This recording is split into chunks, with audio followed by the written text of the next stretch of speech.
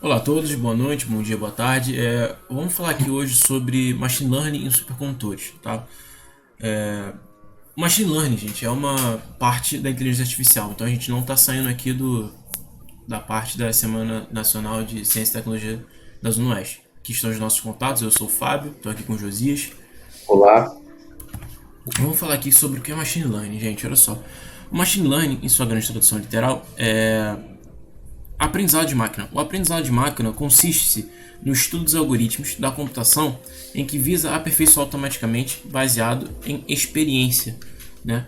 Em que você tem um algoritmo, você tem um código, você tem um sistema, você tem um programa computacional em que no lugar de você ter entrada e ter saída, você tem apenas entrada e tem uma saída em que pessoas vão averiguar essa saída e modificar o behavior, né, o comportamento desse programa, ou ele faz isso de forma automática, né? Mas o que é inteligência artificial e o que é o machine learning? Isso aí o José vai falar para vocês. Então, gente, olá. Então, o machine learning, diferente da inteligência artificial, né? É que o machine learning é orientado à estatística, né? Uma abordagem mais matemática, né, da inteligência artificial. Mas pode ser que seja trabalhada independente da inteligência artificial também, né? E a inteligência artificial é uma área de pesquisa na qual são métodos computacionais, né, e matemáticos também, né, que a máquina passa a ter uma capacidade racional, né, similar do ser humano, para resolver problemas e, além de resolver problemas, de pensar como resolvê-los, sintetizar, né, uma forma de solução de uma maneira simples, porém inteligente. Então, de uma maneira mais ampla, né, que seja mais objetivo. A gente tem a utilização aqui de machine learning, de aprendizagem de máquina, em casos reais. No lugar de você ter programas muito bem estilizados, a gente acaba apelando muito para matemática, para estatística nesses casos aqui. Aqui, esse primeiro é uma pesquisa feita em 2006 para 2007, né, em que a gente tem a aplicação da aprendizagem de máquinas para a predição, né, a previsão de prognóstico de câncer nas pessoas. Em que você tem uma pessoa, que no caso aqui são os doutores, são os médicos, que elas vão ter acesso a um programa, vão entrar com os dados dos seus pacientes e conforme esse programa, esse sistema vai sendo alimentado, ele vai se tornando melhor, ele vai se tornando mais, como diz, confiável. E com o passar do tempo, quando ele está com o seu nível de confiança bem alto, com sua pontuação bem alta, a gente tem como dizer, inferir com os dados apresentados de um paciente se ele é propenso a ter câncer ou não. Esse artigo foi criado por essas pessoas aqui, cujo nome eu não sei falar, né? Constantino Coro, enfim, não consigo. E aqui a gente fala sobre a mesma situação, todavia, em transportes. A gente tem o uso de método não supervisionado de machine learning para automaticamente classificar o tráfego e se moldar mediante esses dados. A diferença deste para o anterior é que o uso de método não supervisionado torna com que esse sistema, uma vez implementado, ele não precise da interação, da utilização humana nele. Ele se retroalimenta com os dados que ele mesmo gera. Esse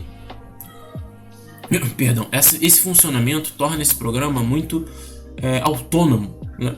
E ele pode se moldar automaticamente. O comportamento dele ele modifica automaticamente mediante a entrada e saída desses dados. Os dados são, obviamente, dados de tráfego de pessoas em seus carros e caminhões, enfim, né? Foi feito em 2012, mais ou menos, por essas pessoas aqui na Austrália. E a gente tem o nosso caso, né? O nosso caso estudado, que é o de supercondutores. O José vai falar um pouquinho mais sobre o que são os supercondutores para vocês. Então, gente, supercondutores são materiais, né, que consistem em ter resistividade zero, né, ou quase nula, né, quase zero no caso, nas quais a supercondução é um estágio diferente da matéria. Um estágio, na verdade, é um estágio da matéria, né, assim como o sólido, líquido e gasoso, que justamente isso, os materiais apresentam por conta de sua resistividade zero, né, por ter essa característica, elas podem desviar, literalmente desviar ou expelir outros tipos de materiais que atrapalhem a sua interação, né? Por exemplo, o campo eletromagnético, né? ela consegue expelir o campo eletromagnético se ela estiver próximo a um ímã. Então, isso gera um efeito de levitação magnética, né? Você expelir tanto o... Expelir não, mas desviar e apresentar essa resistividade nula, que você desvia o campo eletromagnético que deveria afetá-lo, mas não afeta, né? Que no caso aí, temos um exemplo aí de visual, né? Na imagem de um elemento, né? O Ibaco é um material feito com ítrio, bário, cobre e oxigênio, que na qual, quando ela é submetida a um ímã, né? Quando ela também atinge uma certa temperatura que é muito abaixo do zero, né? Muito baixo mesmo, que ela atinge esse estágio de supercondução, quando ela é colocada perto a um ímã, né? Em cima de um ímã, ela passa a desviar a seu campo eletromagnético, causando assim a sua levitação. A gente pode falar sobre uns casos práticos dos supercondutores agora, né? Como dito pelo Josias, essa capacidade de expelir outros materiais metálicos é bem utilizada neste projeto da UFRJ, que é o Maglev Cobra. Esse pequeno trem foi desenvolvido pela UFRJ, pelo Programa de Pós-Graduação em Engenharias da UFRJ, que é o COP, e o Laboratório de Pesquisa de Supercondutores, que é o LASUP. Eles desenvolveram esse pequeno trem, que é composto por um pequeno vagão, ainda, né? Mas que de antemão a gente já pode afirmar que essa construção em escala real de utilização em ferroviária, ela tem 1/3 só do custo de implementação de um metrô ou de um trem, tá? A gente tem aqui esse supercondutor, que é igual ao anterior aqui de trás, que é esse Ibaco, sendo utilizado nos trilhos desse trem,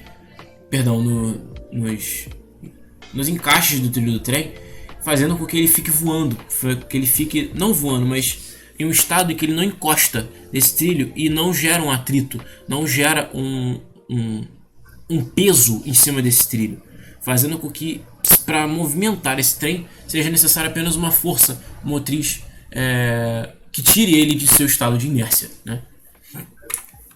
Então, contudo, a nossa proposta não foi pesquisar um trem, mas sim transformar esse artigo, que é, em tradução, um modelo estatístico alimentado a dados para prever a temperatura crítica de supercondutor, escrito em 2018 por Kamu Hamidia, transformar esse artigo estatístico, majoritariamente estatístico, escrito na linguagem de programação R, que é voltada para a estatística, transformá-lo em um algoritmo, em um programa, em um sistema escrito em Python, que é mais voltado para implementações. Ambos são bem próximos assim na ciência de dados, mas isso é mais voltado para implementação. A gente primeiro tinha que realizar uma abordagem estatística sobre os dados diferentes aos supercondutores existentes, e devido à grande quantia de supercondutores feita pelo Kamu Hamidia, uma quantidade de mais de 30 mil supercondutores, eles não compartilhavam todas as características das quais se tornavam eles estatisticamente similares. Então a gente focou em utilizar apenas supercondutores de um tipo, que são os supercondutores de tipo A15, uma teoria que é um pouco mais bem fundamentada devido ao fato dos supercondutores elétricos não terem uma teoria, um teorema fundamental. Eles só sabemos como eles chegam ao seu estado, mas não sabemos o porquê. E os A15 têm uma teoria um pouco mais bem fundamentada por eles compartilharem muitas das suas características, tanto fora quanto dentro do seu estado de supercondução. A nossa implementação ocorreu ali na escolha de um modelo, né? Mas a gente fala, poxa, o que é um modelo? Um modelo matemático é quando a gente pega uma ação, a gente pega uma coisa que a gente faz no mundo real e transforma em uma opção matemática, em uma equação matemática ou um conjunto de equações matemáticas. E quando a gente for escolher um modelo, a gente teve inúmeras opções, teve inúmeras capacidades para opções de escolher um modelo, mas o que a gente escolheu foi o de rede neural artificial. José explica um pouquinho mais o que é uma rede neural artificial para vocês. Então, gente, a rede neural artificial funciona como se fosse realmente uma rede neural humana, né? Que bem parecida com a da gente, né? A gente assimila informações, né? Trabalha com informações ocultas, a gente não sabe como é que funciona, né? Mas de maneira artificial são através de modelos matemáticos, né? Inseridos ali dentro daquele conceito que através de receber uma informação, ela é processada ali com vários métodos, ela é combinada e recombinada, né? Com diferentes cálculos ali inseridos e reinseridos. E isso tudo gera uma saída de maneira estatística, né? De forma que a gente consiga trabalhar como fosse um dataset, né? Uma planilha de dados, ou de maneira estatística com gráficos, né? Isso tudo é trabalhado dentro de uma rede neural, né? Aqui no caso a gente tem um exemplo de como é que a gente trabalha a rede neural com os nossos dados. Aqui a gente tem uma camada que a gente chama de input, ou de entrada, uma camada que a gente chama de escondida, né, que é o hidden, e a camada de saída. Quando a gente entra com os dados aqui na input, são os dados referentes aos nossos supercondutores, né? São vários, a gente tem várias features, vários dados que são para de cada supercondutor. São mais de 80, a gente pode escolher aqui a camada de valência, né, a predisposição eletrônica desses supercondutores. E cada um desses inputs que a gente coloca, uma dessas entradas, é utilizada para fazer os cálculos das sinapses, entre aspas, nervosas dessa rede neural artificial.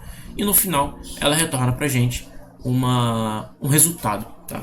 Aqui a gente vai fazer uma pequena demonstração aqui agora, né, em código mesmo, ao vivo. Bem rápida.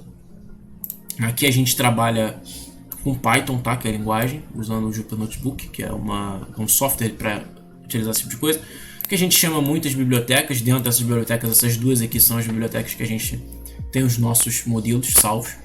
Aqui a gente lida com o banco de dados, com nossa base de dados, e aqui a gente limpa ela para torná-la válida para fazer os cálculos. Aqui a gente separa o eixo X e o eixo Y da equação, né? E aqui a gente modela o eixo X da equação para que seja fácil de trabalharmos na rede neural.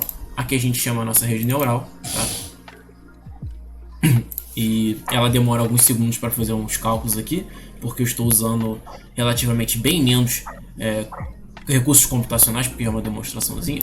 Aqui ela dá um score pra gente, dá uma pontuação de 4.16, que quanto mais próximo de 0 melhor, numa escala de 0 a 10, que diz que ela tem uma variância inferior, então os dados não são tão aleatórios, né? Aqui a gente gera um pequeno gráfico para vocês. Esse gráfico aqui é composto do eixo X e do eixo Y, onde o eixo Y são os valores que a gente previu, e aqui no eixo X são os valores originais, os valores que são os observados no mundo real. Em escala de comparação, a gente tem essa reta onde Y é igual a X, né, uma reta simples, que são os valores onde eles vão ser perfeitos, os valores que são observados são iguais aos valores que são previstos pelo nosso sistema. E você percebe que aqui no próximo, onde Y é de 100 a 80 e o de X é de 60 a 80, os valores são mais aglomerados, né? Alguns fora da sua posição original, mas são mais aglomerados devido assim aos recursos computacionais limitados que o meu computador tem, né? Porque esses cálculos devem ser feitos num supercomputador e não no computador pessoal de uma casa de uma pessoa, né? Mas eu creio que já dá para passar uma ideia mais ou menos de como a gente faz esses cálculos aqui. A gente fala dos conhecimentos que foram e são necessários para a gente até agora. Com toda certeza a gente pode ressaltar estatística e cálculo multivariado. Para o pessoal que gosta de exatas é uma boa área a se aplicar, né? Um pouquinho de física avançada, porque querendo ou não a gente está trabalhando com compostos físicos de materiais, então a gente precisa de um pouquinho de noção do que a gente está falando, para a gente não ficar só atacando num valor aleatório. Com toda certeza as básicas da computação, que são os algoritmos, a estrutura de dados e a lógica matemática. E a gente precisou bastante da teoria da computação para poder fazer algoritmos que fossem computacionalmente mais válidos, né? Mais, como diz, que não gastassem tantos recursos computacionais, já que eles gastam, quanto menos recursos a gente enxuga para regastar, melhor ele performa em escala de produção. E a gente fica por aqui, tá? Muito obrigado por assistir. A gente sabe que são bastante coisa a se assimilar em pouquíssimo tempo, mas a gente só quer passar para vocês aí a nossa pesquisa e como é que ela funciona, tá? Pessoal, muito obrigado aí pela atenção, pelo espaço também, né? Com certeza. E é isso. É isso aí. Aqui tem a bibliografia, né, os 2 livros e os 2 artigos referentes aos casos que a gente aplicou ali, tá? A gente fica por aqui, muito obrigado aí e até mais.